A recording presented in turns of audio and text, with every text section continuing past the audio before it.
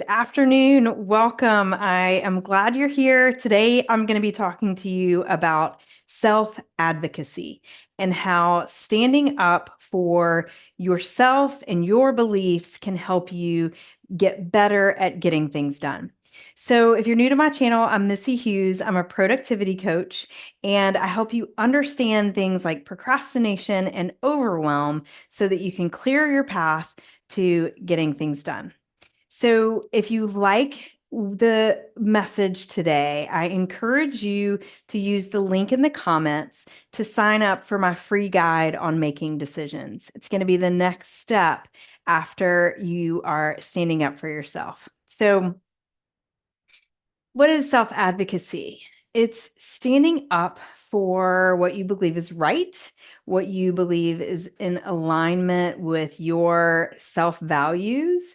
And it's claiming what you want in your life. It's claiming your desires and saying, hey, I'm standing up for that. That's something that I want. It's something that I want as part of my life. And it's part of something that I think is important for who I am. So, why do we self-advocate? It helps us clarify what we want in our lives. When we're clear on what our values are, then it's so much easier to make decisions. Decisions become really clear and it's easy to prioritize what you have available because there are always a million things coming at you. So when you're clear about what's important to you and what's in alignment with you, then when you're willing to stand up for that, then the path becomes very clear for you. Um, the next reason to advocate for yourself, to stand up for what you believe is right, is it helps you connect to what you're doing. So you avoid procrastination more when you are connected to who you are and where you're going and you're willing to stand up for that, then you don't delay things as much. You're more connected to that thing. If I know why I'm going, if I know why I'm doing a step, if I know it's taking me to a goal that I want, then I'm less likely to kind of tuck off into Instagram reels that I think are so fun with my son. I'm less likely to say, I'll do that a little bit later. And I'm more likely to be clear, I'm going to do this at this time. So, the next reason that self-advocation is important is it helps you avoid comparison. When you are clear about your personal beliefs and your personal values, you're more curious about what other people are doing and less disturbed by it. It's less of an interruption. It's less of well, they're doing this, maybe I should be doing that too. Or they're doing this way, the way I'm doing it is not good enough. When you know what your values are, when you're willing to stand up for what you want, then you don't need to know what everyone else is doing to make you feel good about what you're doing. So, what are some of the obstacles to self advocating? What are the obstacles for claiming what you believe? Number one is people pleasing. We are taught in the world that you should be pleasant, especially women, although, it goes for all of us. When you're pleasant, things go well. When you're unpleasant, then you're causing conflict. So when we're looking at people pleasing, which means that I'm more focused on your comfort than I am on my needs or my values or my desires. So, for instance, if you've grown up with someone who is sort of volatile, somebody with maybe a quick temper or quick to anger, then you probably learned really quickly that you need to be a certain way in order to not trigger their anger or to get out of the way of their anger, right? And this doesn't have to be like a necessarily a really abusive situation. It could just be somebody who has bigger swings, right? Or is just quick to their emotions. We get the idea that it's not okay for someone else to be uncomfortable in our presence. So we don't let ourselves cry. We don't let ourselves share our true emotions. We don't want, I'm sorry for crying because it's making you uncomfortable, even though I'm wrecked inside. Never mind that. Um, when we're able to stand up for ourselves, we're able to authentically say, I'm not okay right now, or I'm just having a hard time. It's okay to have a hard time. You are still okay then. But it's a lot harder when we think, oh, we have to be pleasant. We have to be good. We have to be all of these things so that the people around us feel okay. That's people pleasing. That is you changing to fit in to what you think may not actually be what other people need, but what you think other people need. So that gets in the way of being who you really are, because whenever you're trying to fit in, you're not just being who you are. So, what else gets in the way of standing up for ourselves?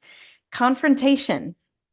It's really hard. It's some people, it's really easy, but those people are kind of a minority. For most people, it's really hard to say no. I took a Krav Maga self defense course. It was 6 weeks. In the first session, we spent the entire time yelling at the top of our lungs, no, stop. Because as a society, we're not really good. Even when people are attacking us, we freeze. So think about the last time someone said something that you didn't like, that you were like, oh, that didn't feel good. Did you say, hey, that didn't feel good? Or did you say nothing? Probably the latter. And it's not because that person's more dominant. It's not because that person's more in control. It's not because that person's better than you are. It's just really hard to say, that didn't feel good to me. Here's why. We don't usually know at the drop of a hat why something is necessarily uncomfortable. Sometimes it's very clear. But sometimes we also weigh our options. Do I care enough to make this confrontation a deal? But anytime we're not willing to, and listen, there are going to be some times where you prioritize that. I'm not saying you need to go out all the time seeking confrontation. Of course you don't. That also wouldn't feel good. But when you're able to say, nope, stop. I'm not comfortable where we are, or I'm not, I want to think about what you're saying, or, I'd like to take a minute to form my own opinion about that. Any of those pauses can give us the chance to say, how do I want to assess the situation? Confrontation doesn't always have to be raw, angry, and negative and sort of an offense. It also can be a way to learn more about another person. So just being able to say stop is you standing up for yourself. I'm not exactly okay with what's happening. I may not even know why, but I'm willing to say, let's take a pause. Another obstacle to standing up for ourselves, for advocating, is fear of judgment. A lot of times we judge ourselves. We also judge other people. We also worry about other people judging us. So there's this triangle of judgment that gets in the way of just saying, nope, this is me. This is how I feel. Because then you're like, oh boy, what are you going to think about how I feel? How is this person going to judge? What am I going to think about myself when I am standing up for really what I believe is right?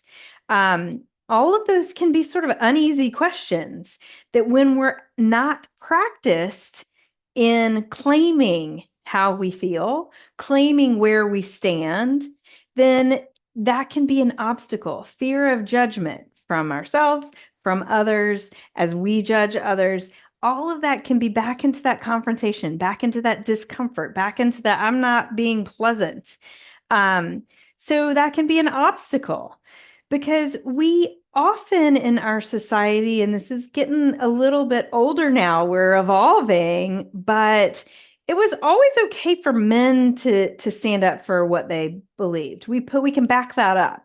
But it hasn't always been okay for women to stand up proudly and loudly. And so it's new. And we're learning how to do that. And we can learn how to do that in little ways as well as in big ways. So let's talk about some of the ways to practice self-advocacy. Number one is just looking at how you spend your time in your day. If you take a look at yesterday, for instance, what were the things that you decided to spend your time doing? How do you feel about those items and what they reflect about your beliefs, about your values, about your goals in your life?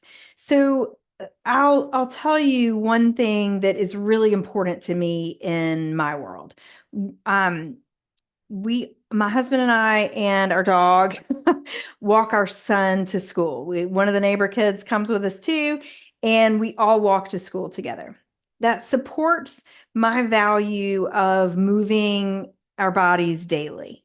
It also supports my goal of connecting to my family members. It also supports my my goals and values of being outside every day. The dog sort of demands that one's a given. So, but that time outside, it's short, 20 minutes there, 20 minutes back. It's a time that we move our bodies, we're outside, we're there as a family, we're connecting to each other. My husband and I have 20 minutes of alone conversation time. It's intentional time. So that supports our values for our family in that practice. Something else, something you may do is maybe you eat a meal together, or maybe you say a blessing before a meal, or maybe you read, or I have no idea what you do. But think about what you do and see how that connects to kind of who you are. How does that line up with what you want in your life? Just by knowing, okay, I'm doing these things allows you to connect to how you are standing up for what you want and what you believe. So that's the first way you can just evaluate how am I standing up for myself? The second thing is looking at what you put on your to-do list. Excuse me. Um, what are you prioritizing in your life as like things you want to accomplish? So, as a productivity coach, we're always looking at what's important to you, because if you spend the predominant amount of your time on someone else's priorities, it's going to be hard for you to stand up for what you want. It may be even hard to connect to what you want. So, looking at what's on my to-do list. I want to pay my bills. Okay, I want to be financially responsible. I want to here's something that's slippery on my to-do list. Meditation. I want to be the person who can spend some time breathing. It's not always on there though. It doesn't always get there. So for instance, if one of your priorities is presenting yourself well, do you have time for a shower every day? Like that has not always been on my list. I have to admit. Showers often get forgotten on my list. I've now built it in to my workout time. Like that sounds crazy, I know. But I know that whenever the workout, I schedule another at least 20 minutes for me to take a shower and get ready after that workout. It's part of the workout time. So if I know I have a 30-minute workout, well, I've got a 50-minute workout time. So it may be little things, but look at, is time with your partner or friends or family members, or is that important to you? Is there time on there every day for it? Um, are you trying to develop a skill or learn something new?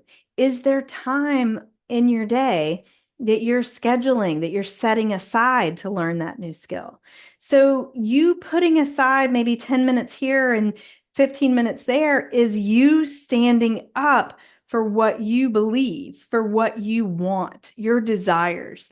I know I'm being a bit repetitive, but I think it's so important to really get practice, get repetitions in. All the things that you do are a vote for you. So your actions are a vote for who you want to be. So as you are getting things done, how are you showing up for those? What does it mean to you to get X, Y, and Z done in your day?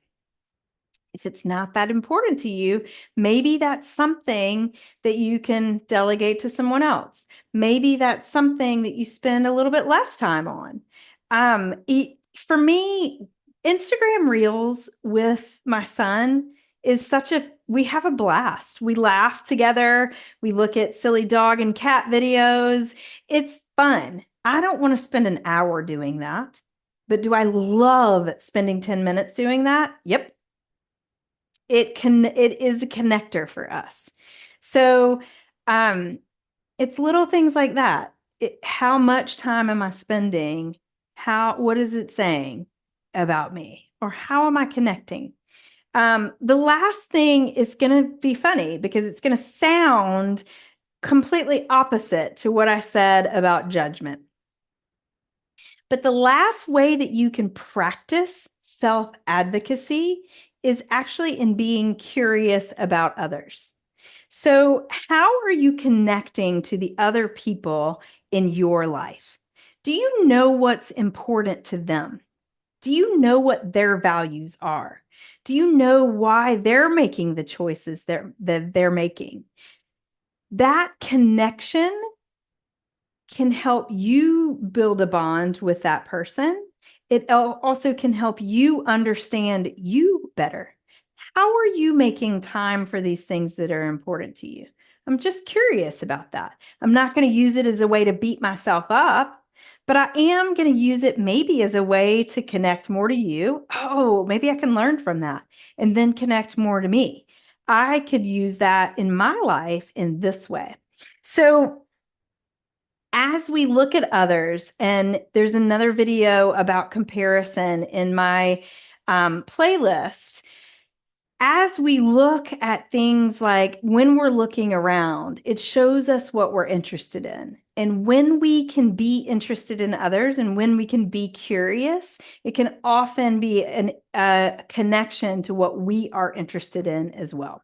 So use that in a positive way to connect to others and bring that back to you. So standing up for yourself doesn't always have to mean shouting something from the rooftops. It also can mean every day in little ways, I am connecting to myself. I'm connecting to what I believe in. I'm connecting to my goals and what I want to create in my life.